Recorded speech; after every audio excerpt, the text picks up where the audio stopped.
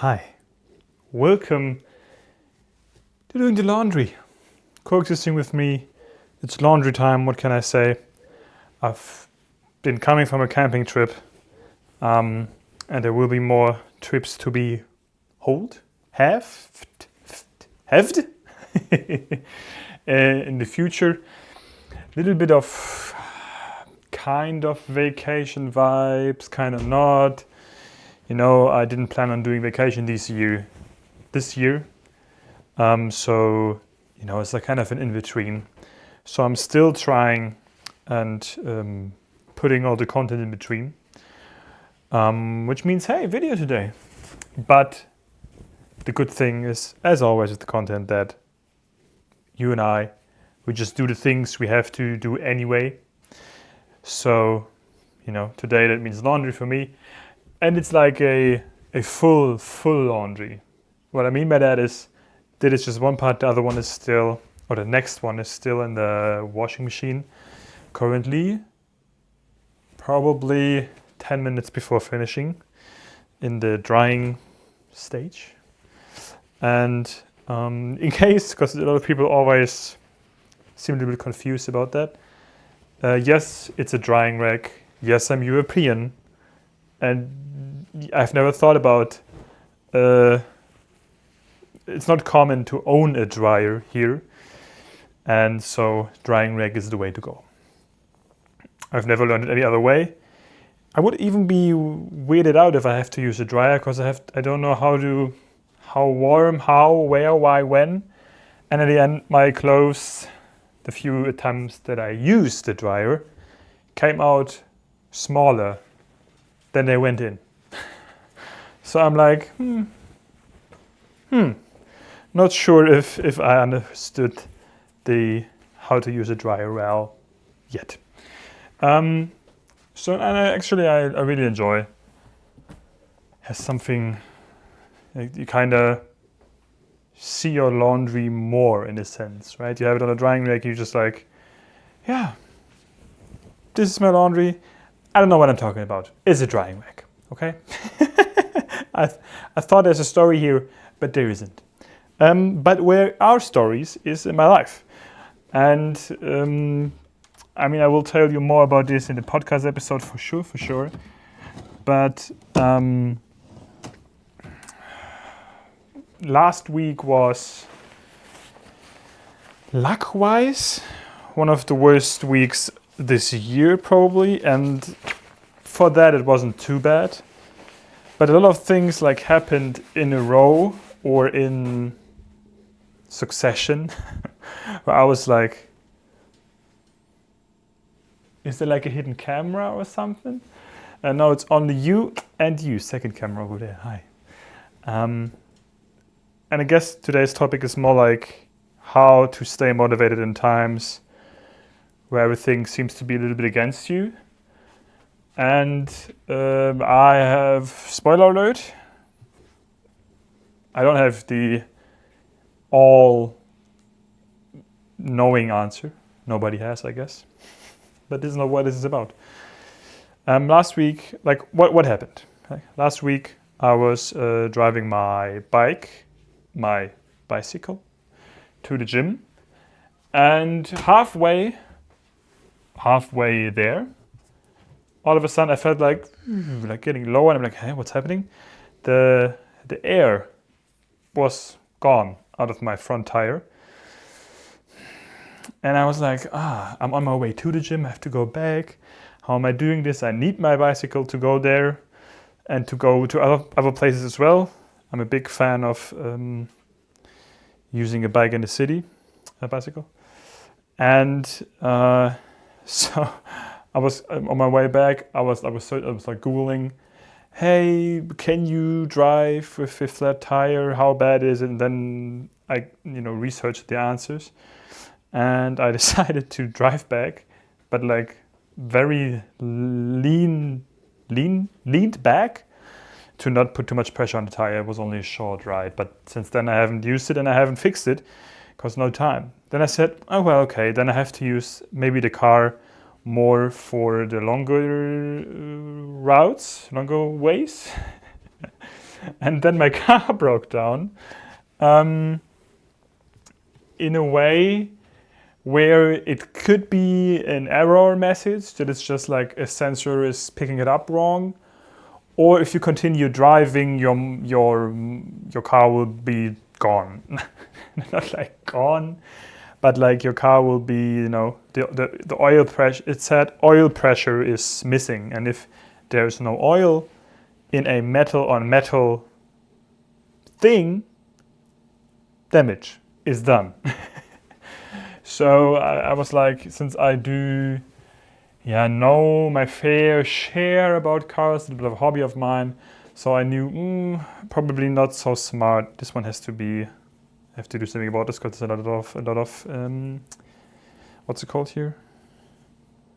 Has a lot of fluff on it, so I have to see if I can get it off. You can hear the washing machine probably now. It's doing the finishing touches.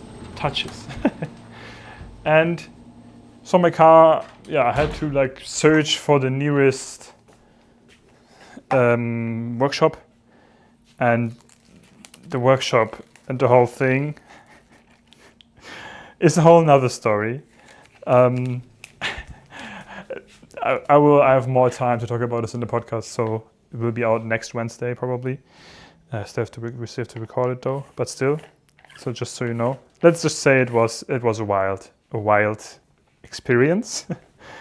And so I had to ask somebody to pick me up, and but I don't have time to really think about all of this because I will be going somewhere else again later, and then somewhere else, and then all the short trips. And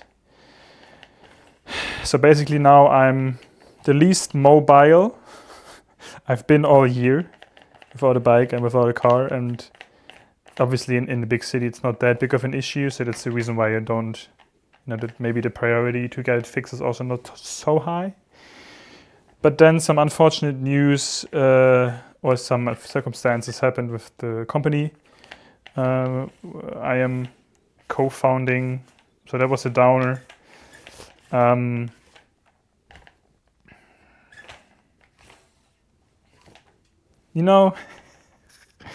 Not a week where you think like, everything goes smooth, lovely, 10 out of 10 a week.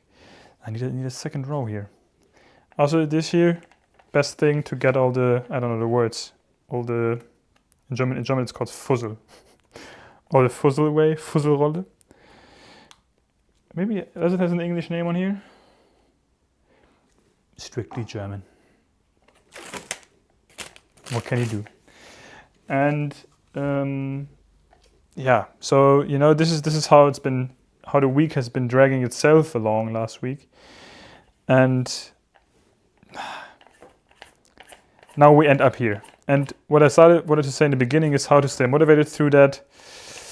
I kinda just go into this mode of only the next day counts, right?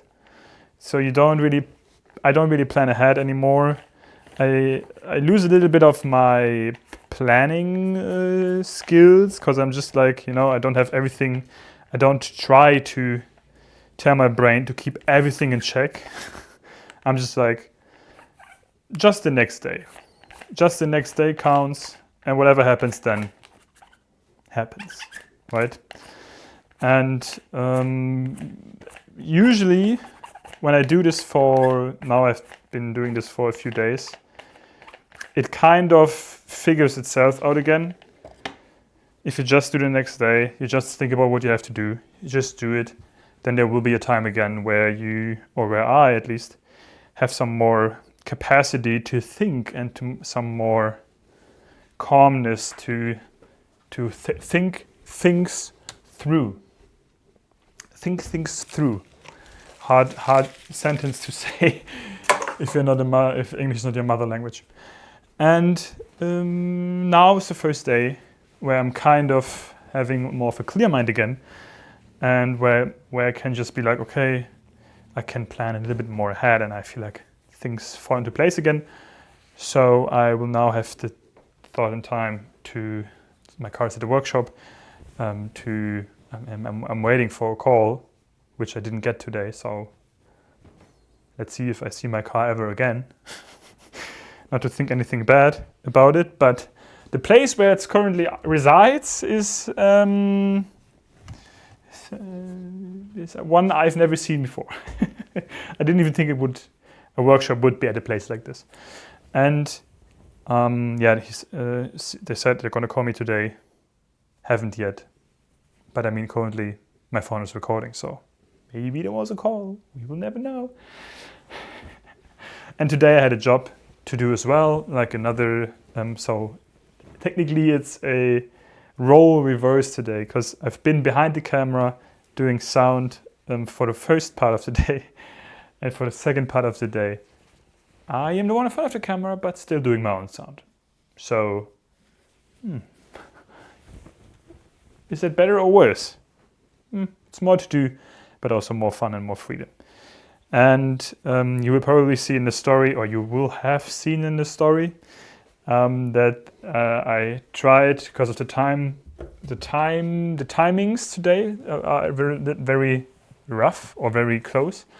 So I recorded a video, if I decide to upload it, today's short video while being at work, and I will put in the story the a little behind the scenes clip, because I was very happy with the outcome of the short clip. It's a rather short one, but I think it has the energy that I want to portray today. And I will put in the story the behind the scenes, because immediately the clip is cut short, because there was like a mistake happening. Some sound issues were acting up, and then you really have to make a decision if you have to go into the TV show and be like, hey, okay, stop it, everybody, we have to record this again, or if it's, if it will solve itself, or you just have to, as a sound engineer, I feel like you have to work before the TV show and after. If everything is set up right, it's usually in a normal TV show scenario, in an interview scenario, pretty self-explanatory. You have to push the faders and then it works. The real work is the before and the if something goes wrong. Because if something goes wrong, everybody looks at you and you have to fix it, figure it out fast, classy, and non-invasive would be the best part. But today, for the first time in this TV show, I had to stop the whole thing and switch out the microphone receivers. Not the receivers, the microphone, the opposite of the receiver, because it wasn't working properly. And since it's not my, it can happen, but everybody's then always like, this never happened, oh my, ooh.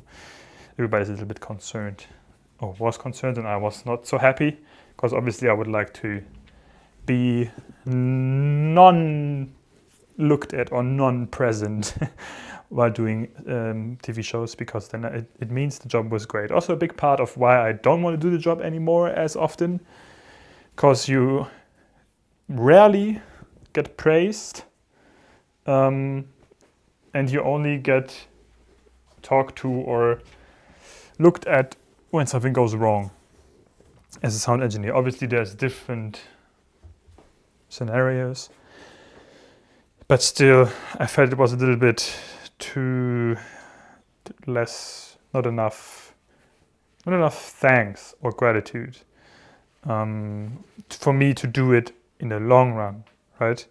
Because I want to have feedback for my work, and I want to improve, and I want to do good, and I want to be good, and I want to know that I'm good, not only because I think I'm good or something didn't go wrong. So the occasional, when people step out of their way to thank me or to be like, oh, this was a great sound, if some people know what they're talking about and they give me a compliment and they go out of their way to go to me after a show or after an event and be like, you made the sound, man, it was crazy, it was cool. These are the best kind of compliments in this field of work for me. But I fixed it. The show must go on, went on. And the freedom sock again. One, there's always one. And I, we got it cleanly wrapped up and just re-recorded the footage and everything was fine. But that means less time, less things, more things crammed into less time. But this shall not be your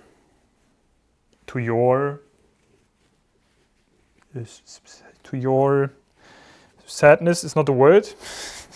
This shall not be to your sadness, to your disadvantage. Because I'm still here. And you and me are in this together. And one more big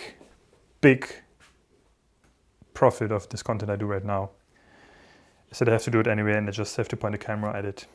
And then, luckily, I'm able to talk non-stop. Would you consider this a talent? I'm not sure, because I cannot always assure that the stuff I say is the most meaningful in the world. But this is not what coexisting is about, right? It's not about pressure, the pressure of being in the moment and saying everything perfectly. It's more about the accepting each other's presence. And, you can talk, you don't have to. In this way, it's set up, it's a one-way, because it's only me talking to you. And some of you also talking back to me at the screens. That's also messages I get sometimes. And yeah, I don't know where this train of thought wanted to go. I just know that there's a lot to do. So this was it for today. My laundry is done, or is now put into it. I'm going to hang up the second laundry here in a minute. But, I want to go for a little bit shorter videos for you to, have longer ones everywhere in between. I think that is a bay. That's a bay. That's a way better watching experience. Let me know in the comments if, you like the longer ones, you like the shorter ones. Shorter ones would mean beneath 20 minutes and longer ones for me would mean above 20 minutes. Because I want to also kind of tether it to your experience, how long you need to do things and how long you want to have somebody to do things with you. Like, this was not a random move. I just wanted to make it like a laundry. How long you need the time for somebody to do together with. Hard sentence to say, my brain went all over the place. I'll be an amazing start to your week. And stay tuned for all the content and creative ways of me bringing content to you in the next weeks, where I have to kind of magically put it into my schedule. Have an amazing day. And as always, we see each other next time.